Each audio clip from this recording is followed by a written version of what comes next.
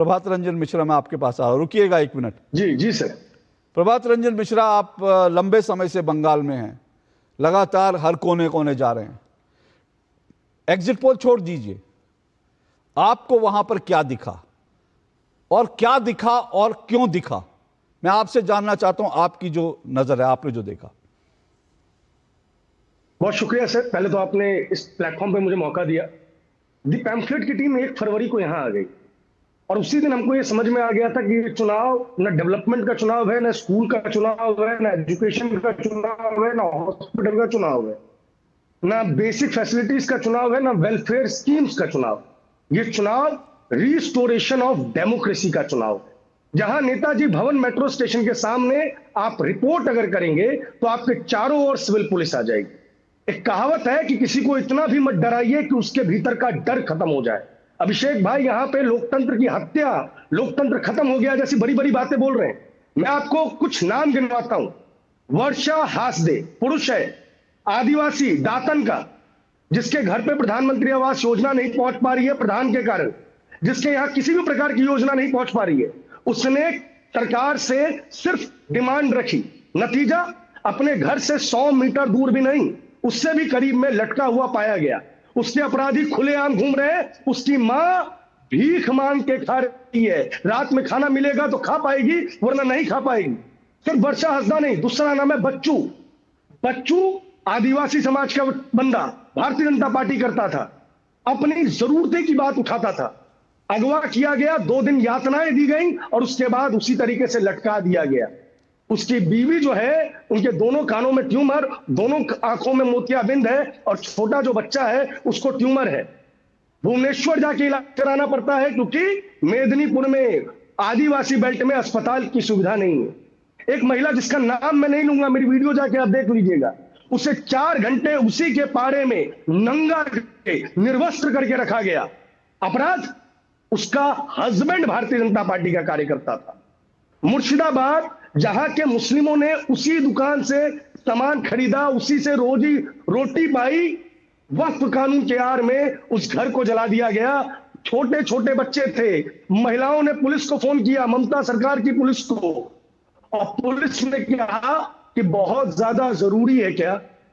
113 घर निशान बना बना के बिल्कुल घेर के जलाए गए, पुलिस नहीं पहुंची, लोग बुझा ना सके। इस चीज से जलाने से पहले पानी की टैंकी को तोड़ा गया। आरजीकर जो हुआ उसकी चर्चा हम सब करते हैं। दरअसल दिक्कत ये होती है कि बड़े बरगद के आगे छोटी छोटी चीजें जो है वो छुप जाती है। घोड़ा हमारा डूब चुका है, गंगा सागर डूब सकता है, लेकिन इसके ऊपर कोई चर्चा नहीं करता। 2023 में तीस्ता बाढ़ में, तीस्ता बाजार में जो घर डूबे, कूच बिहार में जो घर डूबे, जलपाईगुड़ी में जो घर डूबे, जिसके लिए केंद्र सरकार से पैसा पहुंच गया, वो अब तक नहीं पहुंचा है। हम 2026 में है, 2026 में 258 रुपए पर डे। प्रभात, आपको एक मिनट रोक रहा हूं। एक काउंटर क्वेश्चन मुझे आपने जो इंपॉर्टेंट बात कही, आपने जो सारी जो कहानियां बता रहे हैं वो बड़ी दर्दनाक कहानियां हैं और बंगाल की जमीन से जुड़ी कहानियां हैं। आपने कहा ये चुनाव डेमोक्रेसी के रिस्टोरेशन का चुनाव था, बाकी कोई मुद्दा यहां नहीं। ममता बनर्जी ने भी नहीं उठाया और बीजेपी ने कितना उठाया मैं नहीं जानता, बीजेपी ने भी कुछ कुछ उठाया हुआ, लेकिन बहुत ज्यादा तो बात नहीं हुई। बीजेपी के लिए, बीजेपी के कार्यकर्ता मारे गए, उनके लिए तो जरूर ये डेमोक्रेसी के रिस्टोरेशन का चुनाव था, लेकिन क्या बंगाल की आम जनता के लिए, ये जो आप कह रहे हैं, उनके लिए भी ये डेमोक्रेसी के रिस्टोरेशन का चुनाव रहा? क्योंकि वो तो हर बार वोट देते रहे ना। बिल्कुल सर, देखिए वो वोट करते नहीं रहे सर।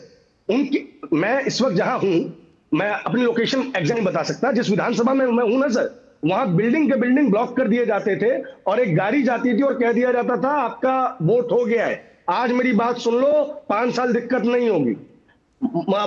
उत्तर हावड़ा में टीएमसी का एक गुंडा रोहित जायसवाल अंतिम समय में बूथ टैंपरिंग के लिए गया था, जिसको हम ही ने पकड़ा था। वो किंग्स रोड जाने वाला था और बवाल करने के लिए, और बाद में हमने उसको पुलिस के हवाले करवाया था। आईपीएस साहब थे जिन्होंने उसकी गिरफ्तारी करवाई थी।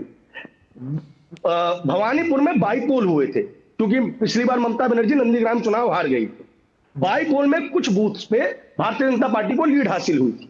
उसका नतीजा क्या हुआ कि उनके घरों पर पथराव हुआ, शीशे फेंके गए। ये एक एक जन का दर्द है सर। वर्षा हंसदा कोई कार्यकर्ता नहीं था, पवन जना कोई कार्यकर्ता नहीं था, वो तो कोविड बंदी था। कोविड बंदी था, उसके सर पे कुल्हाड़ी से मारा गया, वो मर गया। ये आप लोग बोल रहे हैं भाजपा कार्यकर्ता, हरगोविंद दास और चंदन दास लेफ्ट पार्टी के व्यक्ति थे। बिल्कुल बिल्कुल देश के तमाम मीडिया संस्थानों से मैं ये सवाल पूछना चाहता हूं, शर्जील की आवाज उठाते हैं, उमर की आवाज उठाते हैं, अफजल गुरु का बेटा कितना पढ़ लिया गया है वो बताते हैं। ये बता दीजिए इतने लोगों में हरगोविंद दास को और चंदन दास को ही क्यों मारा गया? बिल्कुल आप बिल्कुल हरगोविंद दास और चंदन दास असलियत में करते क्या है? बिल्कुल आप बिल्कुल सही कह रहे हैं, और इसीलिए हम चाहते हैं, बेचने का काम करते थे, बीड़ी बेचने का। बात हम यही चाहते हैं कि हमारे दो टूक में चंदन दास और हरगोविंद दास की आवाज उठे, और आज इसलिए मैंने आपको जोड़ा क्योंकि मुझे मालूम है कि यहां पर शर्जील इमाम के लिए बात करने वाले बड़े सारे जो है एक्टिविस्ट हैं, छाती पीटने वाला गैंग है, बहुत सारे मीडिया कर्मी हैं जो छाती पीटते हैं और ये कहते हैं कि एक जो आतंकी मानसिकता का आदमी है उसके जेल जाने पर छाती पीटेंगे, सड़क जाम करेंगे, और उसके ऊपर राहुल गांधी से लेकर जो है अरविंद केजरीवाल तक छाती पीटेंगे, ममता बनर्जी तक छाती पीटेंगे, लेकिन हरगोविंद दास और जो है चंदन दास जैसे लोगों के बारे में कोई नहीं बोलता। और इसीलिए हम कहते हैं कि दो टूक में हम उनकी आवाज उठाएंगे, हम उनकी आवाज बनेंगे। मैं एक छोटा सा ब्रेक ले रहा हूं, ब्रेक के बाद आ रहा हूं क्योंकि यह महत्वपूर्ण विषय है।